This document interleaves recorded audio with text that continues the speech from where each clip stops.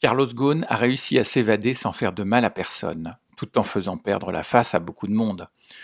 Comment a-t-il fait, se demande-t-on à Paris, New York et surtout Tokyo. Qu'a-t-il que nous n'ayons pas? Un indéfinissable charme? Un supplément d'âme? Demandent les dirigeants à leur miroir, qui reste muet comme une psy assermentée. Oui, voilà un homme qui a, en 24 heures seulement, renversé le rapport de force à son avantage quand plus personne ne misait un copec sur son sort. Le brillant métis à la triple nationalité, emprisonné dans quelques mètres carrés, a fait preuve de métis grec dans cette histoire romanesque qui intéresse jusqu'à Netflix.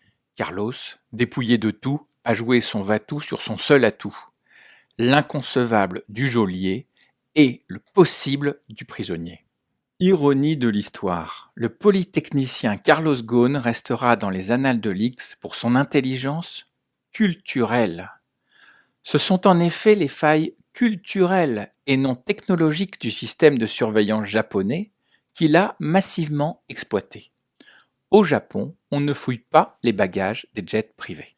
Les plus historiens de mes amis, avec leur vision cyclique du temps qui se répète indéfiniment, me font alors remarquer que c'est au Japon que d'autres impossibilités sont devenues réalité. Attaquer Pearl Harbor avant de déclarer la guerre, devenir un soldat kamikaze plutôt que de sauver sa peau, autant de preuves qu'impossible n'est pas plus japonais que français. Et la bombe atomique?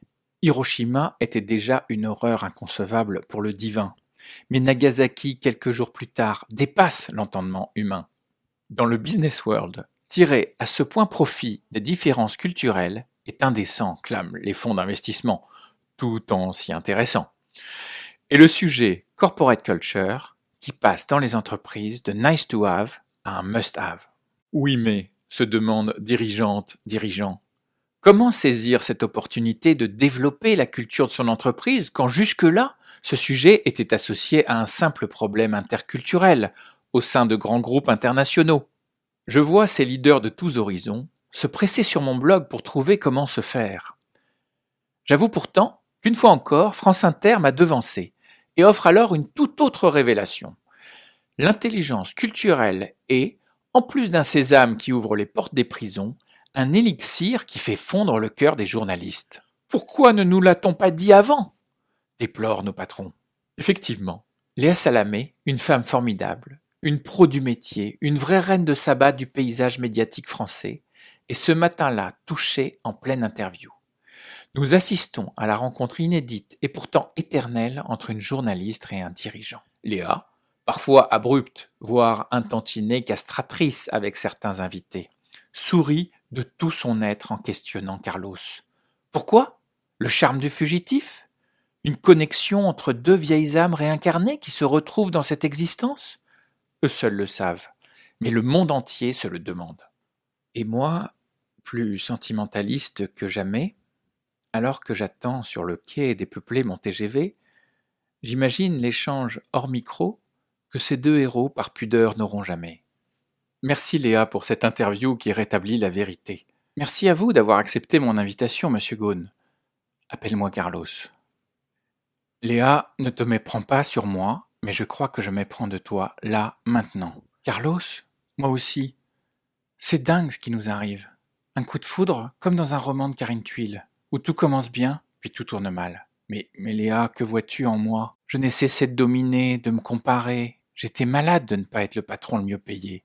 Que s'est-il passé dans cette prison pour qu'aujourd'hui je trouve grâce à tes yeux? Je vois un homme, un des derniers romantiques sur Terre. Où sont les romantiques? Où est passé le romantisme? Si peu, nulle part.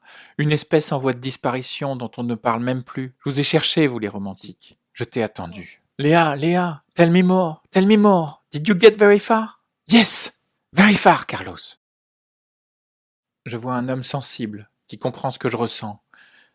Un homme qui m'aime pour qui je suis. Une femme intelligente et spirituelle. Une femme qui assume, une femme qui assure. Je vois un homme qui m'aime parce que je suis belle, plus que pour mes parfaites mensurations.